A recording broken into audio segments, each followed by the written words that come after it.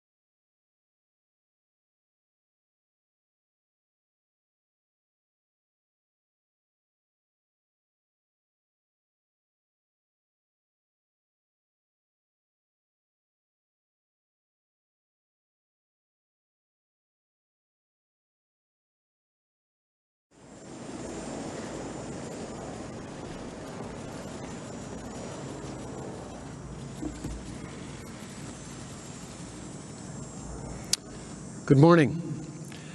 I want to begin today by addressing the unfolding events in Afghanistan. We've been constantly monitoring the rapidly evolving situation, and I've been briefed by officials earlier this morning to get the latest developments on the ground. As always, the safety and security of Canadian personnel is our top priority. The current situation poses serious challenges to our ability to ensure that safety and security of our mission. So as of this morning, Canadian diplomatic personnel are on their way back to Canada. We thank them for their tireless efforts to help the people of Afghanistan in their pursuit of democracy, human rights, education, health, and security. Our commitment to the people of Afghanistan, including women and girls and the LGBTQ2 communities, remains unwavering. And we will honor the sacrifices of Canadians, our armed forces, diplomats, journalists, and civil society have made over the past years. Our government has also committed to resettling up to 20,000 Afghans through the ongoing Special Immigration Measures program. Our ongoing work to bring Afghans to safety in Canada under SIMS remains a top priority, and we will continue to work in close collaboration with partners and allies on this commitment. Ministers Garneau, Sajjan, and Mendicino will be continuing this work throughout the coming weeks. Canada firmly condemns the escalating violence, and we are heartbroken at the situation the Afghan people find themselves in today. This is especially so given the sacrifices of Canadians who believed and continue to believe in the future of Afghanistan. We will continue to work with allies and the international community to ensure that those efforts were not in vain. We are committed to Afghanistan and to the Afghan people.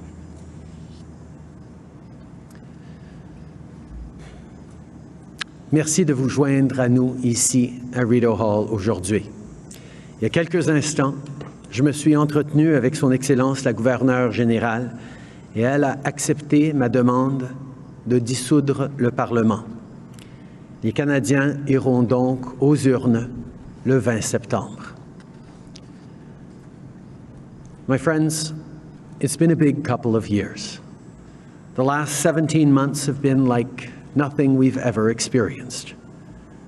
And we're all wondering what the next 17 months, not to mention the next 17 years, will hold. A global pandemic, a global recession, a global climate crisis that's causing wildfires and flooding around the world. You're probably wondering what this means for you, for your job, for your kids, for your retirement, for your community, and for your country. Well, that's fair. But just look at what Canadians did in this time of crisis, in this time of uncertainty. When this pandemic struck, Canadians dug deep. You put on your mask to keep your neighbors safe. You followed public health rules, stayed home, and supported our frontline workers. And you rolled up your sleeves to lead the world on vaccinations. No one expected this crisis, but time and time again, community after community, you showed what mettle we're made of as Canadians. So don't stop now.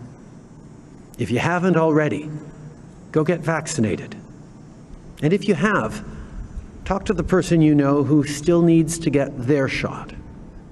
They won't necessarily be easy conversations, but they're important to have. We owe it to each other. Because with our actions, we show what it means to be Canadian. And now, more than ever, that matters. Look, COVID-19 wasn't something we expected as a government either. But just like you, we knew that staying true to who we are and what we believe in was the only path forward. So from day one, we focused on having your back. because that's what we stood for, because that's what we've always stood for. That's why we came to Ottawa in the first place, to build a government that would stand up for the middle class and people working hard to join it. That was the real change we delivered over the first 6 years. In fact, the very first thing we did was to raise taxes on the wealthiest 1% so we could lower them for the middle class. It's the real change we delivered by lifting hundreds of thousands of kids out of poverty with the Canada Child Benefit. Real change by delivering clean drinking water to thousands of Indigenous people in over 100 communities. By building and refurbishing almost 200 schools so far so that tens of thousands of Indigenous kids have a better chance. It's a real change we delivered by pushing hard so that everywhere in the country there is a price on pollution, and then standing firm so that in no province is it free to pollute anymore. And those are the values that drove us to deliver the CERB and the wage subsidy to make sure that Canadians could get through this crisis too. On a choisi d'être là pour les familles et les travailleurs avec la PCU et la subvention salariale. On a soutenu les petites entreprises avec des prêts et de l'aide pour le loyer. Ce qu'on savait en 2015 et ce qui était encore plus clair en 2020 et depuis, c'est que notre avenir dépend de vous. Et on est toujours là pour se battre pour vous. We've had your back, and now it's time to hear your voice. The decisions your government makes right now will define the future your kids and grandkids grow up in. So in this pivotal, consequential moment, who wouldn't want a say? Who wouldn't want their chance to help decide where our country goes from here? Canadians need to choose how we finish the fight against COVID-19 and build back better. From getting the job done on vaccines to having people's backs all the way to and through the end of this crisis. For example, as a government, we chose to make sure that federal public servants and everyone boarding a train or a plane be vaccinated. Not everyone agrees. Not every political party agrees. Well, Canadians should be able to weigh in on that and on so much more.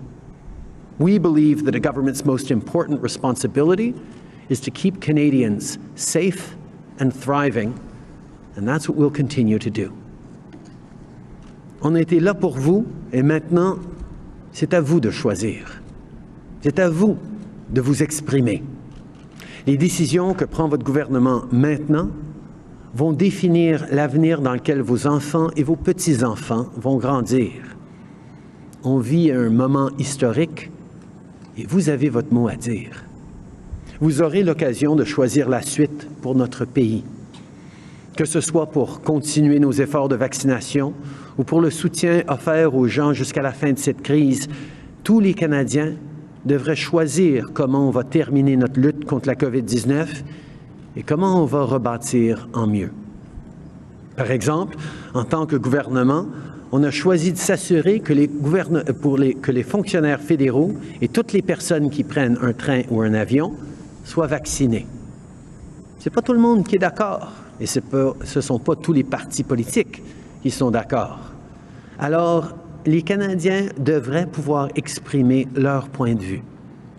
Nous, on croit que la plus importante responsabilité d'un gouvernement est de s'assurer que les Canadiens puissent s'épanouir en sécurité. Et c'est exactement ce qu'on va continuer de faire. I don't accept any party saying we shouldn't do everything we can to keep people safe and to end this pandemic and rebuild. And I certainly don't accept any politician saying you shouldn't have your choice on how to do that or on what comes next. Because as much as we've done over the past many, many months, we've got a lot of work ahead of us. We think families looking for childcare should get that now. We think workers deserve good middle-class jobs now. We think more ambition on climate change is needed now. That's what we think. So what do you think? You deserve a say, because this is your moment. C'est le moment, dès maintenant, de se battre encore plus fort pour un Canada sécuritaire et en santé. C'est le moment d'être encore plus ambitieux pour créer du logement, de travailler encore plus fort sur le chemin de la réconciliation, d'être plus audacieux pour protéger l'environnement et faire croître notre économie. Et mes amis, c'est le choix que vous avez à faire dans cette élection. To elders in long-term care homes and people who've worked hard for a good retirement but are struggling, I hear you when you say you deserve better. We're ready to make sure you get it. To parents thinking about how it just keeps getting more expensive to raise a family. To young people worried about how to afford a home. You're right. It is tough. Indeed, it's unacceptable. So we're going to continue investing in housing, and we're going to keep making life more affordable. To students raising your voices on the climate crisis, yes, I'm right there with you. This is a crisis. And yes, we're banning single-use plastics, and yes, we've won the fight for a price on pollution right across this country, but yes, that's not enough. Our planet and our future are at stake. So I need you alongside me in this fight, because together we can do so much more than we can apart. And to kids, you've missed birthdays and school days. This pandemic has hit you hard, and you stepped up to help your moms and dads, to help your community. And now we need to step up to make sure that you're safe, to make sure we're building you the best possible future. Real solutions to the real problems we face. A better, stronger Canada for everyone. That is your future to choose. And this is your time to choose it. In this important moment, maybe the most important since 1945, and certainly in most of our lifetimes, who thinks Canadians shouldn't have a say? After making it through 17 months of nothing like we've ever experienced, Canadians deserve to choose what the next 17 months, what the next 17 years and beyond will look like. And I know that we have the right plan, the right team, and the proven leadership to meet that moment. So to the other parties, please explain why you don't think Canadians should have the choice, why you don't think that this is a pivotal moment. Because I'm focused on our real plan. I'm focused on the path forward with Canadians. So to Canadians, I'm asking you to vote for real, progressive leadership, for strong health care, for affordable homes, for a clean and protected environment. Make your voice heard, have your say, and together, let's move forward for everyone. Je vous demande d'appuyer un gouvernement progressiste et ambitieux, un système de santé fort, du logement abordable, un environnement protégé. Faites-vous entendre, avançons ensemble. Je remercie les membres des médias d'être ici aujourd'hui et je tourne vers vous pour des questions. Merci beaucoup. Merci beaucoup, Monsieur le Premier ministre. On va prendre 20 minutes de questions. On commence avec le Toronto Star. Good morning, sir. Tonda McCharles, Toronto Star. You didn't use the word majority, but I know you would like a majority to enact that plan. However, the NDP says you have the confidence of Parliament. They'd support you in any of these measures that you talk about and all of these ambitions. So how can you justify to Canadians the need for an election that'll cost $500 million in the middle of a fourth wave when you said to Canadians you would not go to the polls before the end of the pandemic? This is a really important moment in Canada's history. For the past 2 years, for the past 17 months specifically of the pandemic, we've been making really big, really consequential decisions. And in the last election, nobody was talking about what we might do in a pandemic. So the government, and indeed Parliament, needs an opportunity to get a mandate from Canadians, to hear from Canadians on how to end this pandemic, how to build back better in really meaningful ways. As Canadians know, this is a moment where we're going to be taking decisions that will last not just for the coming months, but for the coming decades. And Canadians deserve their say. That's exactly what we're going to give them.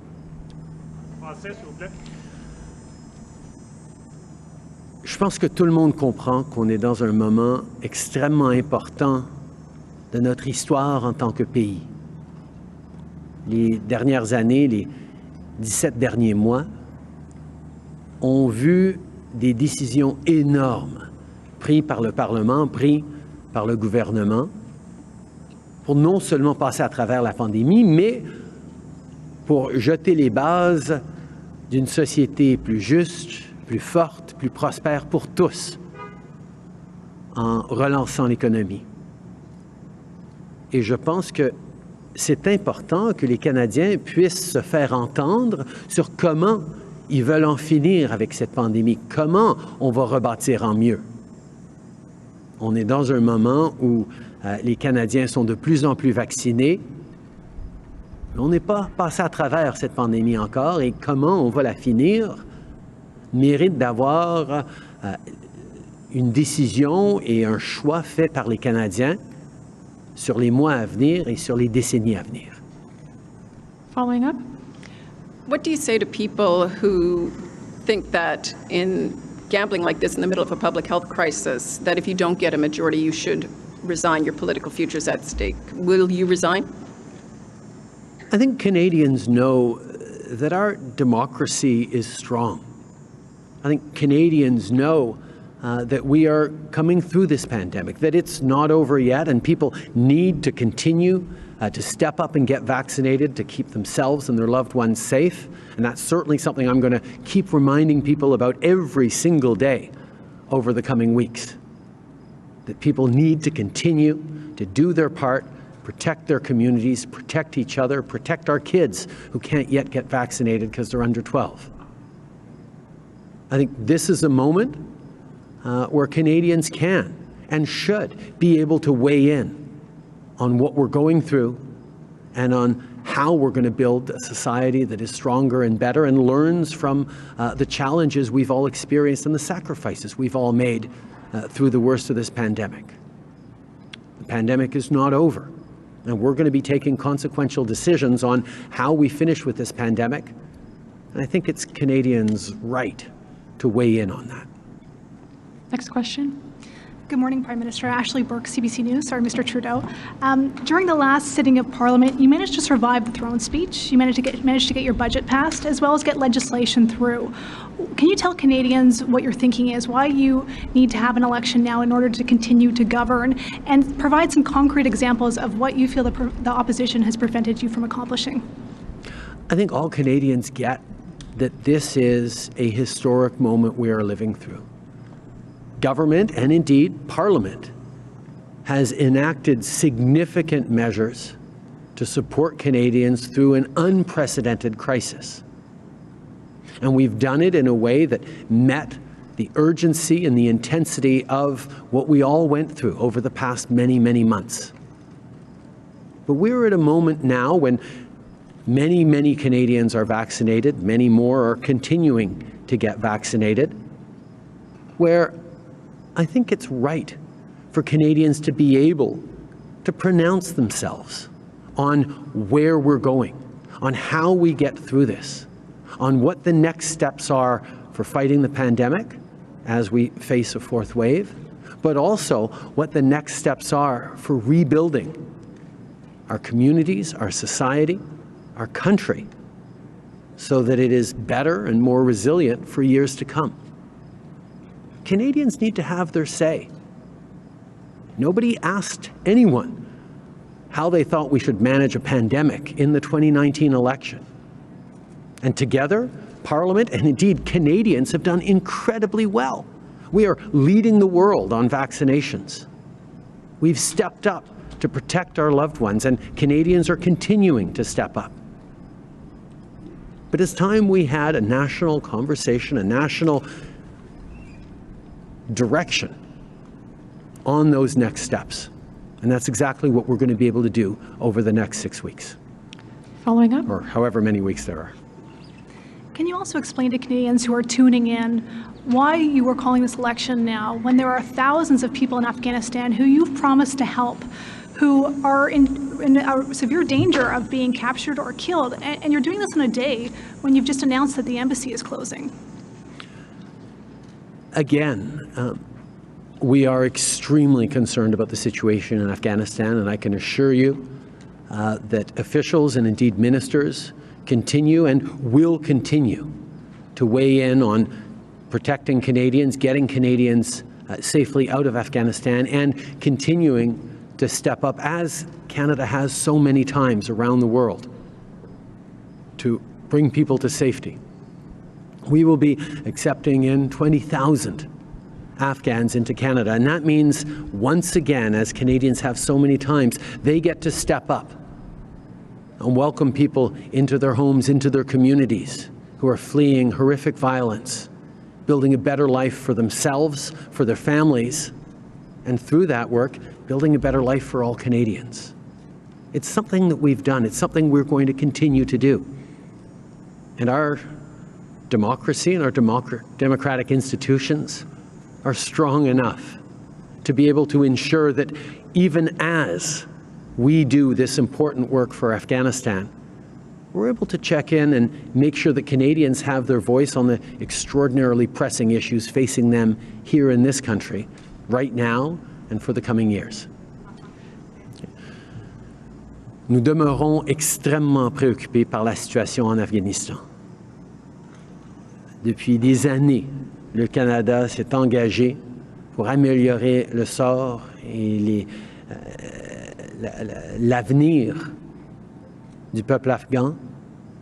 Et c'est avec une grande tristesse qu'on voit les événements qui se déroulent en Afghanistan. Et je peux vous assurer que nos diplomates, nos fonctionnaires et nos ministres, et moi-même, je viens juste de recevoir un briefing sur l'état des choses sur le terrain ce matin, nous allons continuer de faire le travail important pour ramener au Canada tous les Canadiens et assurer qu'on accepte 20 000 Afghans et leurs familles dans les mois à venir.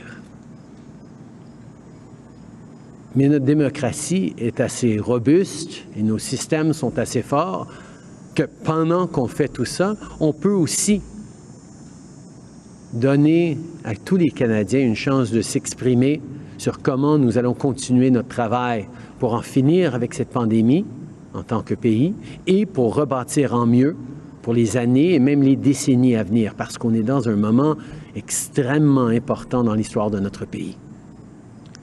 Merci. Prochaine question. Good morning, Prime Minister. Marika Walsh with the Globe and Mail.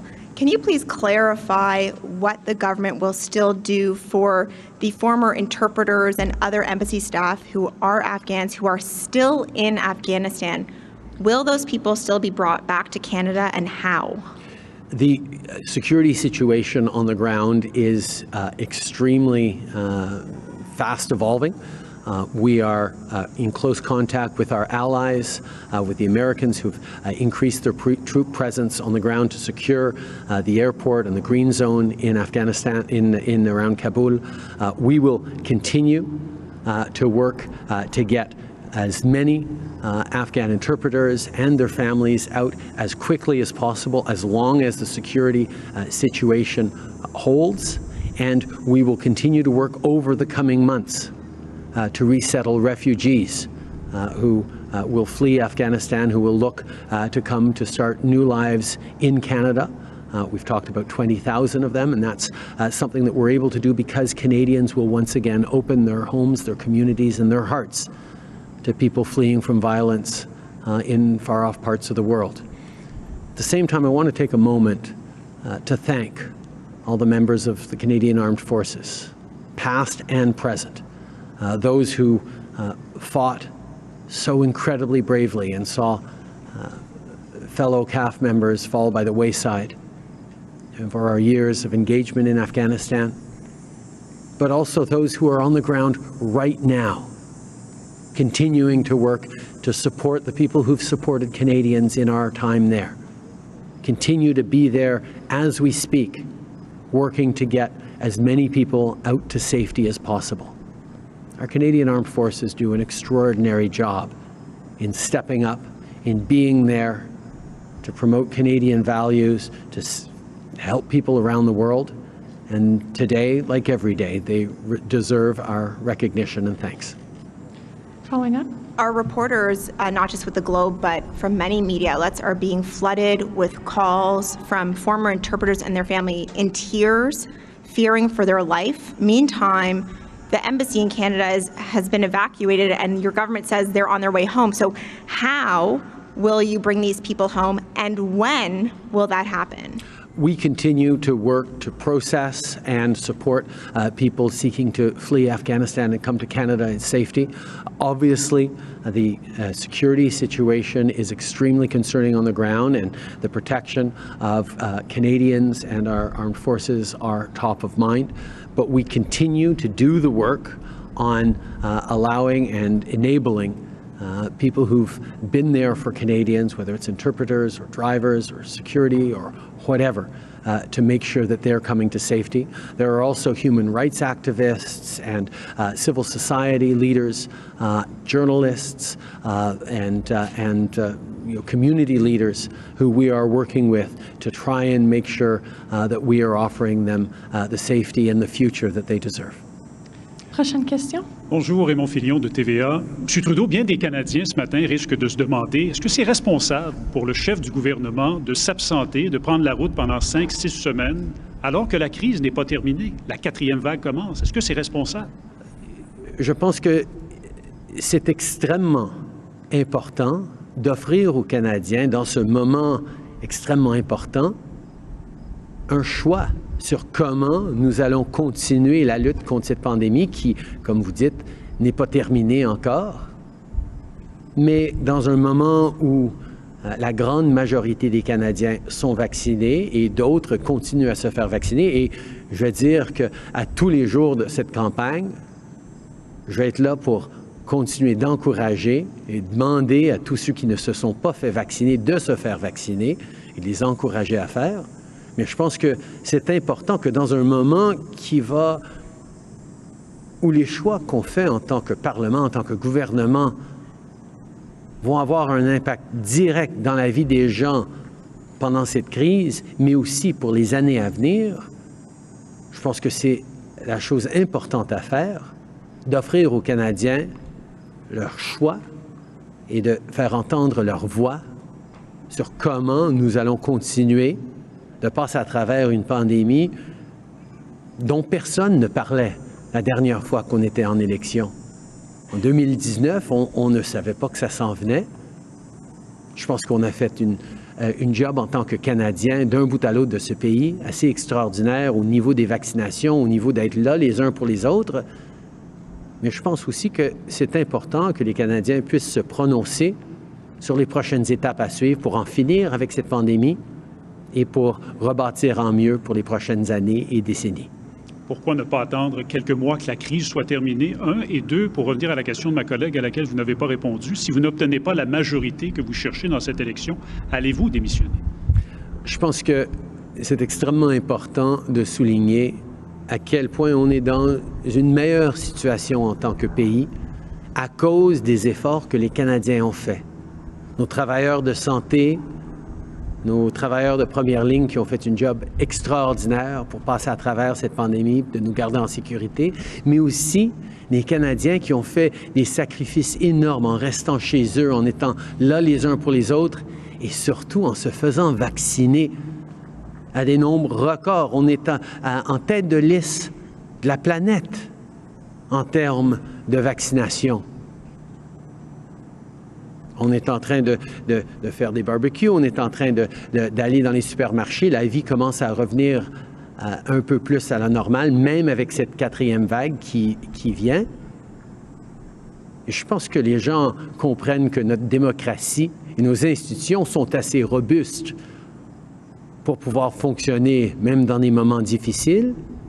Et justement, dans un moment difficile et où les décisions prises par le Parlement, par le gouvernement, vont avoir un impact énorme sur la vie des gens dans les mois à venir et dans les années à venir, c'est important que les Canadiens se fassent entendre. Bonjour, M. Trudeau. Catherine Lévesque, la presse canadienne. Je vous pose la question pour la troisième fois. Si vous formez un gouvernement minoritaire, à la fin de cet exercice, allez-vous démissionner? Nous sommes dans un moment où les Canadiens méritent d'avoir le choix de se faire entendre pour se prononcer sur les prochaines étapes de lutte contre cette pandémie et surtout, comment on va rebâtir en mieux. Et j'ai dévoilé au cours des dernières années mes valeurs, ma perspective sur comment on va faire pour rebâtir en mieux. J'ai démontré que j'ai l'équipe et le plan pour améliorer le sort pour les millions de Canadiens qui sont inquiets, mais qui comprennent qu'on est dans un moment où les choix qu'on est en train de faire sont essentiels. Les Canadiens vont se prononcer sur quel mandat sera donné au Parlement et au gouvernement. Moi, ma job et mon engagement envers les Canadiens, c'est que je vais continuer d'être là pour appuyer les Canadiens, comme je dis depuis le début, aussi longtemps que ça prendra, avec tout ce que ça prendra. Très bien. Vous n'avez pas tout à fait répondu à la question, mais je vais passer. En 2019, vous avez choisi de commencer votre campagne en Colombie-Britannique. Maintenant, vous la commencez au Québec. Je me demandais quelle sera l'importance du Québec dans cette élection-ci et est-ce que vous pensez obtenir une majorité grâce aux circonscriptions du Québec? Merci. La dernière campagne, je l'ai commencée chez moi en Colombie-Britannique. Cette fois-ci, je m'en vais chez moi à Montréal cet après-midi. Je me retrouve chez moi partout au pays. Et l'important, c'est pas nécessairement qu'est-ce qu'on fait à chaque jour, c'est comment on va pouvoir entendre et s'engager avec les Canadiens qui vont avoir un choix important à faire dans cette élection sur comment on va continuer la lutte contre la pandémie, comment on va rebâtir en mieux. Et dans toutes les différentes parties du pays, il va y avoir différentes préoccupations. Je pense que donc, cette élection, c'est une occasion d'entendre très clairement les préoccupations et la perspective des Canadiens. Et évidemment, le Québec va être important pour moi en tant que Québécois, mais tout le pays est important. Parce que c'est ensemble qu'on a passé à travers cette pandémie, en travaillant avec les premiers ministres des provinces de façon jamais vue, de collaborer sur de grandes choses, que ce soit les garderies, que ce soit la lutte contre la pandémie et l'aide pour les petites entreprises, que ce soit pour la lutte contre les changements climatiques. On a toujours été là pour travailler avec tous les Canadiens d'un bout à l'autre de ce pays. On va continuer de l'être. Mia Rabson from the Canadian Press.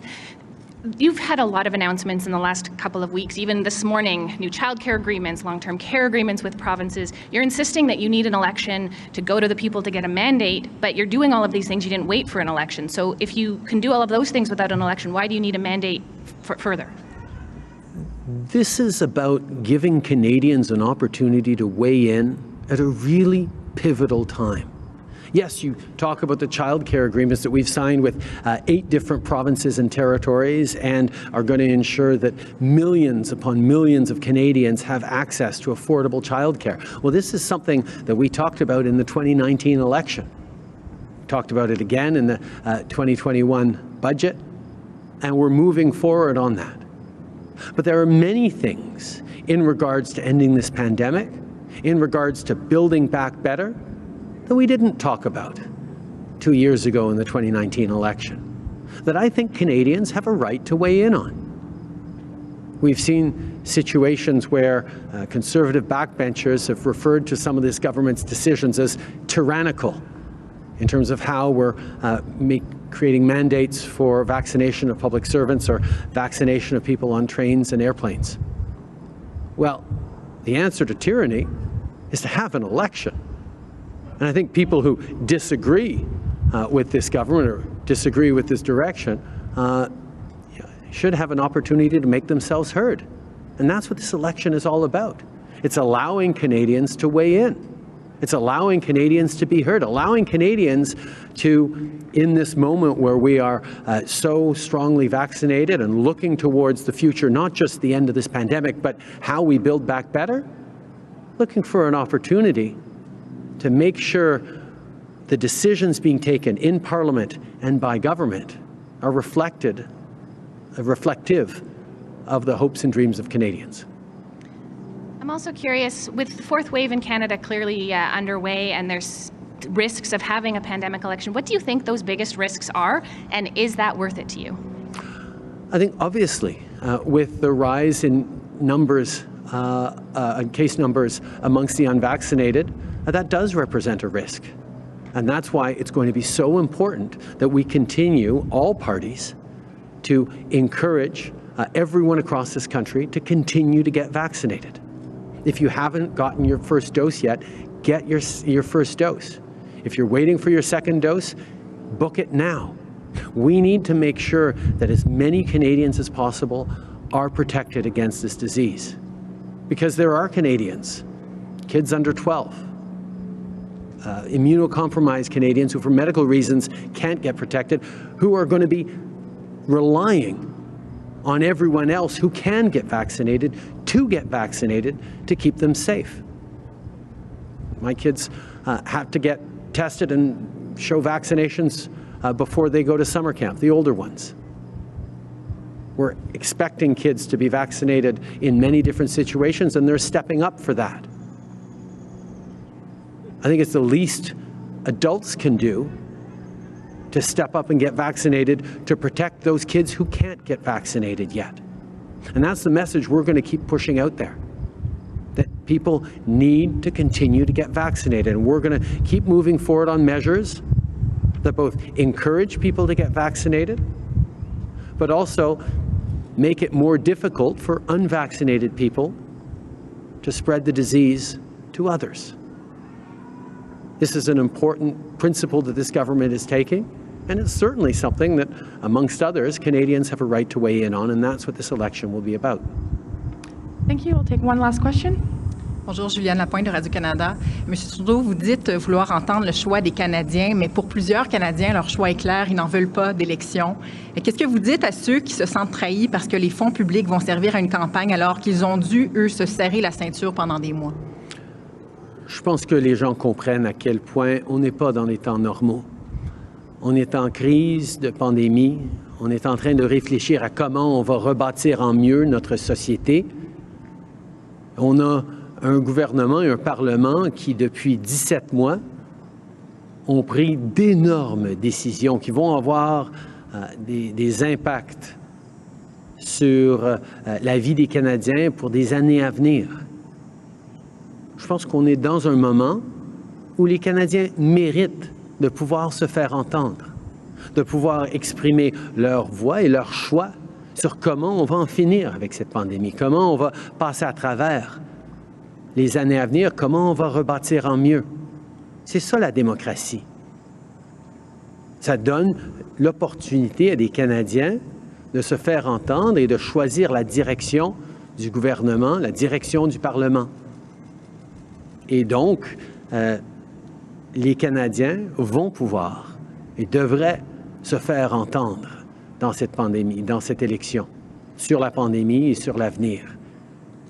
Je sais qu'il y a des millions de Canadiens à travers ce pays qui veulent qu'ils soient entendus, qui veulent s'exprimer sur les décisions qu'on est en train de faire, sur les choix qu'on va faire dans les mois et les années à venir.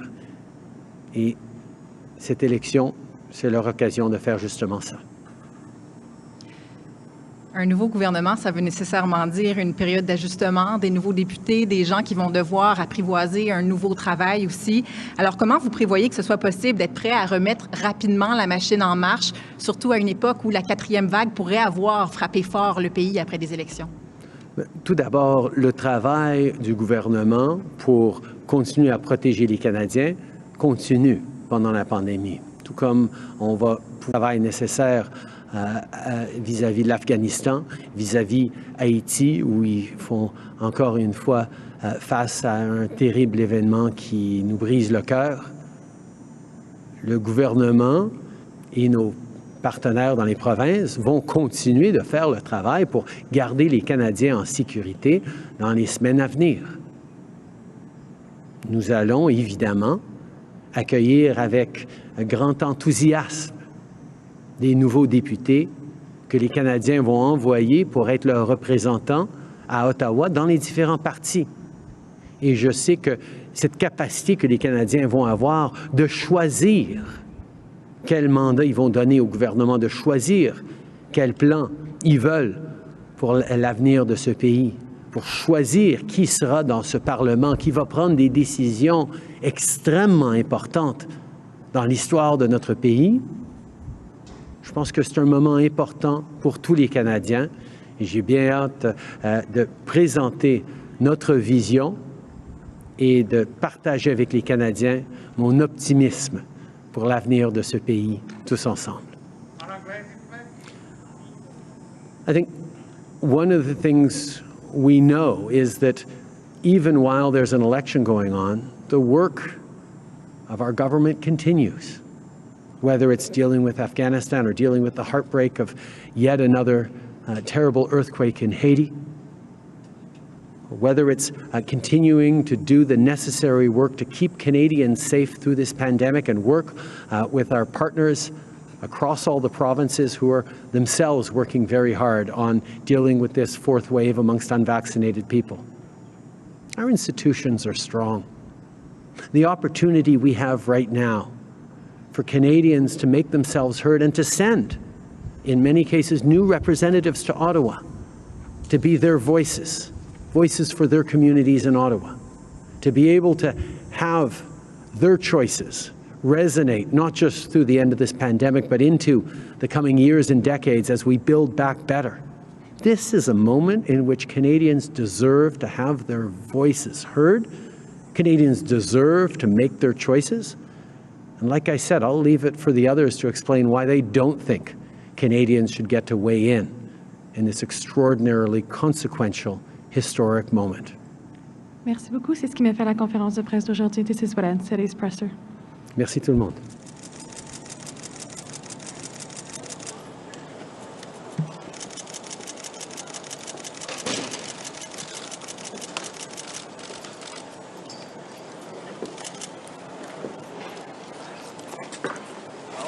There's Sean. Yep, my phone.